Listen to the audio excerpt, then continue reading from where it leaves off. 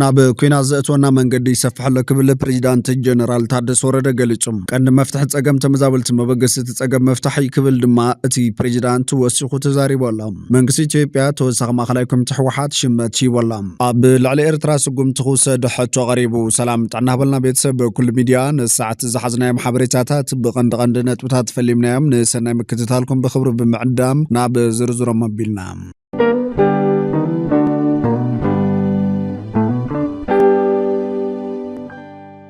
ናብ ኩናት ዘእትወና መንገዲ ይሰፍሐሎ ክብል ፕሬዚዳንት ጀነራል ታደሰ ወረደ ገሊጹም ቀንዲ መፍትሒ ጸገም ተመዛበልቲ መበገስቲ ጸገም መፍትሒ ክብል ድማ ፕሬዚዳንት ጀነራል ታደሰ ወረደ ኣፍሊጡ ኣሎ። ፕሬዚዳንት ግዝያዊ ምምሕዳር ትግራይ ጀነራል ታደሰ ወረደ ኣብ ህልው ኩነታት ድሂቡ ትማሊ ማሲን ሚድያታት መብርሂ ሂቡ ኣሎ። እቲ ፕሬዚዳንት ኣብ ዝሃቦ መብርሂ ኣብ ሕጻጽ ሓዊሱ ኣብ ትግራይ ዘለዋ 146 ካምፕታት ተመዛበልቲ ዘሎ ተመዛባሊ ኣብ ከቢድ ጸገም ከም ዝርከብ ኣፍሊጡ እዩ። ካብ ትካላት ግብረ ሰናይ ዝወሃቦ ሓገዝ 16.1 ኪሎ ብወርሒ ምዃኑ ዝሓበረት ፕሬዚዳንት ንኹሎም ወጻኢታቶም እውን ካብዘን ዝወሃቦም ወርሓዊ ጥረ እኽሊ እዮም ዝሽፍኑ ክብል ኣፍሊጡ እዩ። ንመጥሕኒ ክዳን ጨው ወዘተ ወጻኢታት ካብተን 16.1 ኪሎ ብምዃኑ ኣብ ዓብዪ ማሕበራዊ ጸገም ክወድቁ ገይርዎም ኣሎ ኢሉ። ኣብ ሕጻጽ ዘጋጠመ ሓደጋ ጥሜት ብምቅላሕ ማሕበረሰብ ዓለም ንኽፈልጦን ኣጀንዳ ኮይኑ ንኽወፅን ዝገበሩ ነጠፍቲ ማሕበራዊ ሚድያ ንኣድኡ ዝገለጸ ፕሬዚዳንት ታደሰ ወረደ ካቢነ ግዝያዊ ምምሕዳር ትግራይ ነዚ ዘጋጠመ ሓደጋ ብቐጥታ ዝከታተል ብፕሬዚዳንት ዝምራሕ ጉጅለ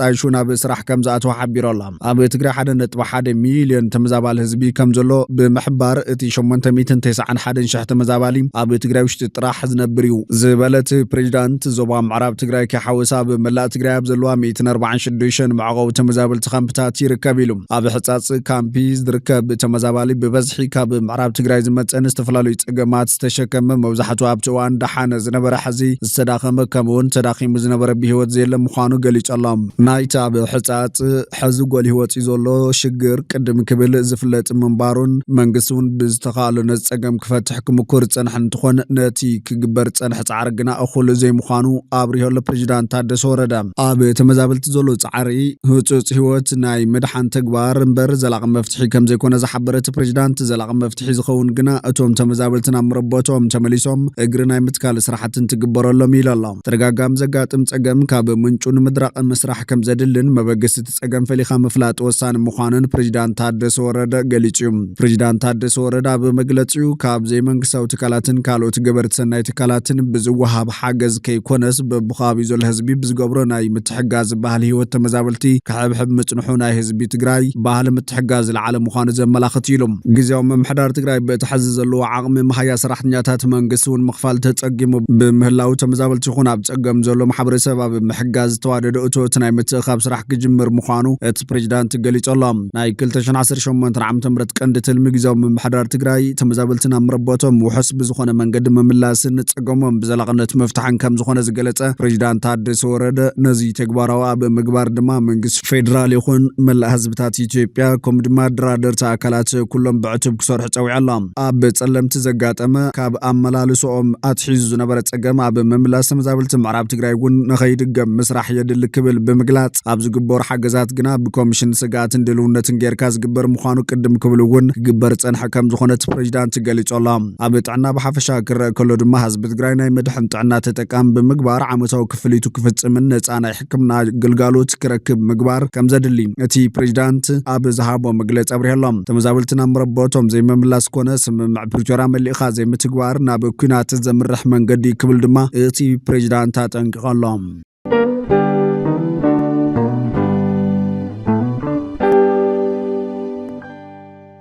መንግስቲ ኢትዮጵያ ተወሳኺ ማእከላይ ኮሚቴ ሕወሓት ሽመት ሂቡ ኣሎ። ሚኒስተር ትምህርቲ ኢትዮጵያ ንዓዲግራት ዩኒቨርሲቲ ሓዱሽ ኣባል ስራሕ ኣመራርሓ ቦርድ መዲቡ ኣሎ። ኣባል ማእከላይ ኮሚቴ ውድብ ሕወሓትን ዋና ኣመሓዳሪ ዞባ ምብራቕ ትግራይን ዶክተር ኣብርሃም ሓጎስ ናይ ዓዲግራት ዩኒቨርሲቲ ኣባል ስራሕ ኣመራርሓ ቦርድ ኮይኑ ብሚኒስተር ትምህርቲ ኢትዮጵያ ተሸይሙ ኣሎ። ብተመሳሳሊ ቅድሚ ሒደት መዓልታት ኣባል ማእከላይ ኮሚቴ ውድብ ሕወሓትን ኣመሓዳሪ ዞባ ማእከልን ኣይተ ሽሻይ ግርማይ ናይ ኣክሱም ዩኒቨርሲቲ ኣባል ፈጻሚ ስራሕ ውድብ ሕወሓትን ከንቲባ ከተማ መቐለን ዶክተር ረዳ በርሀ ናይ መቐለ ዩኒቨርሲቲ ኣባል ስራሕ ኣመራርሓ ቦርድ ኮይኖም ብሚኒስተር ትምህርቲ ኢትዮጵያ ከም ዝተመደቡ ይዝከር እዩ። ብኻልእ ወገን ብር ኢትዮጵያ ካብቶም ዝደኸሙ ባጤራታት ዓለም ተባሂሎም ብመሰረት ጸብጻብ ቢዝነስ ኢንሳይደር አፍሪካ ብር ኢትዮጵያ ብ2025 ብደረጃ ዓለም ድሕሪ ፔሶ አርጀንቲናን ሊራ ቱርክን ሳልሳይ ዝደኸመ ገንዘብ ተባሂሉ ተሰሪዐሎም። ኣብዛ ዓመት ብር ምስ ዶላር ኣሜሪካ ክወዳደር እንከሎ ልዕሊ 15% ዋግኡ ከሲረሎ ቀጻሊ ዝቕባብ ዋጋታት ሕጽረት ባጤራታት ወጻኢ ከምኡውን ቁጠባዊ ጸቕጣብ ልዕሊ ቁጠባ ኢትዮጵያ ከቢድ ጽልዋ ፈጢሮም ይርከቡ። ኣብ መንጎ ወግዓዊ ሽርፍን ዕዳጋታትን ሰፊሕ ክፍተት እናሃለዉ ይቕጽል ኣሎ። ምውሳኽ ዋጋታት እታወታት ምንቁልቋል ናይ ምዕዳግ ዓቕሚ ባጤራት ሃገር ዝያዳ ንተራ ዜጋታት ሃሲዎም ከም ዝርከብ ጸብጻብ ቢዝነስ ኢንሳይደር አፍሪካ ኣመላኺቶሎም።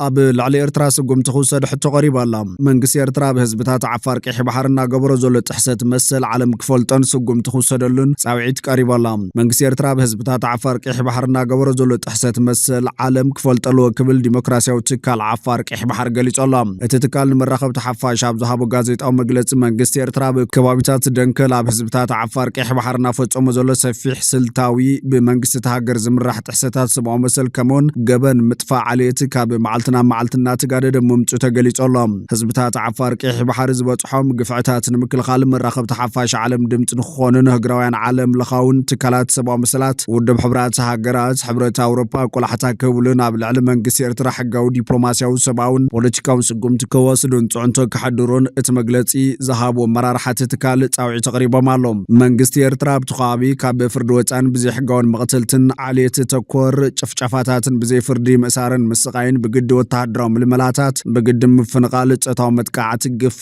ካብ ፖለቲካዊ ምሕደራት ሃገር ምንጻል መሰላት ኢኮኖሚ ተጠቃምነት ዝኣመሰሉ ግፍዕታት ምፍጻሞምን ይፍጸሙ ምህላዎምን ትውድብ ኣፍሊጦላ። እቲ ትካል ኤርትራ ኣባል ዝኾነትሉ ቻርተር አፍሪካ ኮንቬንሽን መሰል ህዝብታት ኣፍልጦ ዝረኸቡ 26 ድንጋጌታት ሰብኣዊ መሰላት ብምጥሓስ ኮሚሽን ሰብኣዊ መሰል ህዝብታት ኣፍሪካ 4 ሰነ 2025 ስምዕታ ክስብ በዓል 122 ገጽ ሙሉእ መረዳእታ ምቕራቡ ተመራርሓ ገሊጾላ። ብኻልእ ወገን ሓረስታይ ትግራይ ብምፍራይነት ሕርሻን ዝገጥሞ ፋይናንሳዊ ጸገም ንምፍታሕ ዝኽእል ስምምዕነት ኣብ መንጎ ባንኪ ንግዲ ኢትዮጵያን ቢሮ ሕርሻን ሃፍቲ ተፈጥሮን ትግራይን ተፈራሪሞላ። ሓረስታይ ትግራይ ኣብ ምፍራይነት ሕርሻን ዝገጥሞ ዘሎ ፋይናንሳዊ ጸገም ንምፍታሕ ዝኽእል ዕድላት ግልጋሎት ልቃሕ ንምሃብ ዝኽእል ስምምዕነት ሰነዲ ተኻይዱ ዘሎ። ኣብ ዓውዲ ዘራእቲ ኣብ ልምዓት ፍራምረን ኣሕምልትን ኣብ ልምዓት ዘራእቲ ኣብ ጸባን ውፅኢት ጸባን ኣብ ምርባሕ ሃፍቲ እንስሳን ዝዋፈሩን ኣብ መጽንሒ መኽዝናት ፍርያት ሕርሻን ማሽናት ሕርሻን ወኒኖም ክሰርሑ ንዝደልዩን 6 ዓውድታት ማእኸል ዝገበረ እዩ።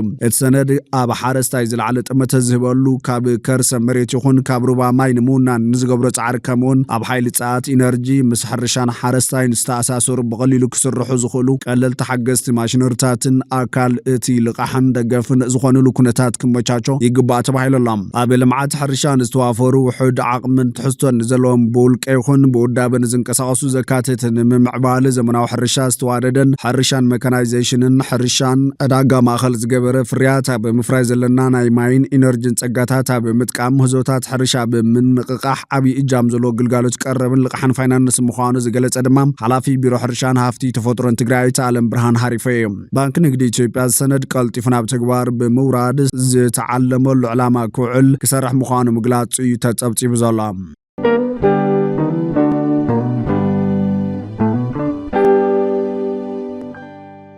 ላዕለዋይ ሓለቓ ስታፍ ሰራዊት ሊብያ ኣብ ቱርኪ ሞይተሎ። ላዕለዋይ ሓለቓ ስታፍ ሰራዊት ሊብያ ኣብ ቱርኪ ብሓደጋ ነፋሪት ከም ዝሞተ ቀዳማይ ሚኒስትር ሃገሩ ዓብደል ሐሚድ ድበይበህ ኣፍሊጦላ። ምስ ጀነራል መሐመድ ዓሊ ኣሕመድ አልሃዳድ ካልኦት 4 ወተሃደራውያን ኣዘዝቲ ሊብያ ኣብታ ነፋሪት ከም ዝነበሩን ትማሊ ሰሉስ ናይ ምሸት ካብ ርእሲ ከተማ አንካራ ናብ ካሊእ ቦታ እናኸዱ ከለዉ እታ ነፋሪት ከም ዝወደቐትን ተገሊጾላ። ሚኒስትር ውሽጣዊ ጉዳያት ቱርኪ ዓሊ የርሊኪያ ኣብ ኤክስ ኣብ ዘርጎ ሓበሬታ እቲ ጀነራል ሓምሻይ ርእሱ ዝነበራ ነፋሪት ካብ ርእሲ ከተማ አንካራ ምስ ተበገሰት ድሕሪ 42 ደቂቕ ርክብ ከም ዘቋረጸት ጠቒሱ ርክብ ቅድሚ ምቁራጻ መራሕታ ነፋሪት ሓደጋ ኣጋጢምዎ ከም ዘሎ ብምግላጽ ኣብ ዝቐረበ መዕርፎ ነፈርቲ ክዓልብ ሕቶ ኣቕሪቡ ነይሩ እዩ። ስብርባር ናይታ ነፋሪት ካብ ርእሲ ከተማ አንካራ ንሸነኽ ደቡባዊ ምዕራብ ከም ዝተረኸበን ጠንቂ ምውዳቓ ንምፍላጥ ምርመራ ይግበር ከም ዘሎን መንግስቲ ቱርኪ ኣፍሊጡ እዩ። ሚኒስትር ውሽጣዊ ጉዳያት ቱርኪ ዓሊ የርሊኪያ ንምውዳቕታ ነፋሪት ተመልኪቱ ካልኣይ ግዜ ኣብ ኤክስ ኣብ ዘስፈሮ ጽሑፍ ስብርባራ ኣብ ዞባ ሃይማና ኣብ ጥቓ ኬስካቫክ ኣብ ዓበት ባህል ገጠር ከም ዝተረኸበ ሓቢሮም ቀዳማይ ሚኒስትር ናይቲ ብሕብራት ሃገራት ኣፍሉጦ ዝተዋሃበ መንግስቲ ሊብያ ዝኾነ ዓብደል ሐሚድ ሞት ጀነራል መሐመድ ዓሊ ኣሕመድ አልሃዳድን ካልኦት ላዕለዎት ወተሃደራውያን ሓለፍቲ ሃገሩን ዝገልጽ ሓበሬታ ከም ዝተዋሃቦ ኣፍሊጦም ጀነራል መሐመድ ዓሊ ኣሕመድ አልሃዳድ ምስ ሚኒስትር ምክልኻል ቱርኪያ ሳር ጉለር ድሕሪ ምረኸቡ ድሕሪ ሰዓታት እዩ እቲ ሓደጋ ነፋሪት ኣጋጢምዋ እቲ ሓደጋ ነፋሪት ዘስዕቦ ሞት ነቲ ሃገር ዓብይ ክሳራ ምዃኑ ብምግላጽ ሊብያ ንሃገሮም ብተወፋይነትን ብቕንዕናን ዘገልግሉ ሰባት ከሲራ ኢሎም ብጀነራል መሐመድ ዓሊ ኣሕመድ አልሃዳድ ዝምራሕ ጉጅላ ብሞንጎ ሊብያን ቱርክን ወተሃደራውን ጸጥታውን ምትሕጋዝ ንምድልዳል ዝዓለመ ዘተ ንምክያድ ናብቲ ሃገር ከም ዝኸደ ጸብጻባት ይሕብሩም ቱርኪ ኣብ 2019 ካብ ምብራቓት ሃገር ዝመጸ ሰራዊት ነቲ ኣብ ትሪፖሊ ሃገራዊ ተፈላጥነት ዘለዎ መንግስቲ ንኸይዓልዎ ጣልቃ ድሕሪ ምእተዋ ኣብ ሊብያ ዓብላልት ተራእያ ተጻዊታ ካብዚ ብምብጋስ ከኣምስትያ ኣብቲ ሃገር ዘለዋ ሃገራዊ ተፈላጥነት ዘለዎ መንግስቲ ጥቡቕ ፖለቲካዊ ወተሃደራውን ቁጠባውን ምትእስሳር ክትሃንጽ ኺልዋ እዮም ብኻልእ ወገን ሩዋንዳ ልዕሊ 10,000 ወንጌላውያን ኣብያተ ክርስቲያናት ሩዋንዳ ዝዓሸገት ኣብያተ ኣምልኾ ንምቁፅጻር ኣብ 2018 ኣቆጻጽር ኣውሮፓ ንዝወፅእ ሕጊ ብዘይምኽባረን ምዃኑ ተገሊጹ እቲ ሕጊ ኣብያተ ክርስቲያናትን ካልኦት ሃይማኖታዊ ትካላትን ብወግዒ ክምዝገባ ደረጃታት ጥዕናን ድሕንነት ከማልኣ ኣብ ዝተፈቐደለን ህንጻታት ጥራይ ኣገልግሎታትን ንኽባን ብቑዓት መርሓቲ ሃይማኖት ንክምራሓን ይጠልብ መብዛሕትአን እተን ዝተዓጽዋ ኣብያተ ክርስቲያናት ነዚ ደረጃታት ዘየማልኣን ኣብ ውሑስ ዘይኮነ ህንጻታት ብምንቅስቓስ ወይ ብዘይግቡእ ሰነዳት ብምንቅስቓስ ሓዊሱ ሕጊ ብምጥሓስ ከም ዝተዓጽዋ ሰበስልጣን ሃገር ይገልጹ መንግስቲ ነቲ ስጉምቲ ንኣመንቲ ንምሕላው ተሓታትነት ንምርግጋጽ ምዝመዛ ንምክልኻል ዝዓለመ ምዃኑ ይገልጽ ፕሬዚዳንት ፖል ካጋሜ ቅድሚ ሕዝነተን ስርዓት ዘይብለን ኣብያተ ክርስቲያናት ኣብ ልዕሊ ኣመንቲ ብዝፈጸሞ ግህሰት ነቒፍዎን ነይሮም ይኹን እምበር ጉጅለታት ተጣባቕቲ ሰብኣዊ ምስላትን መራሕቲ ሃይማኖትን እቲ ምዕጻው ኣዝዩ ቀያድን ንናጽነት ኣምልኾ ብፍላይ ድማ ንኣሽቱን ናጻን ጉባኤታት ስግኣት ዝፈጥርን ይክብሉ እዮም ዝምግቱ ዘለዉ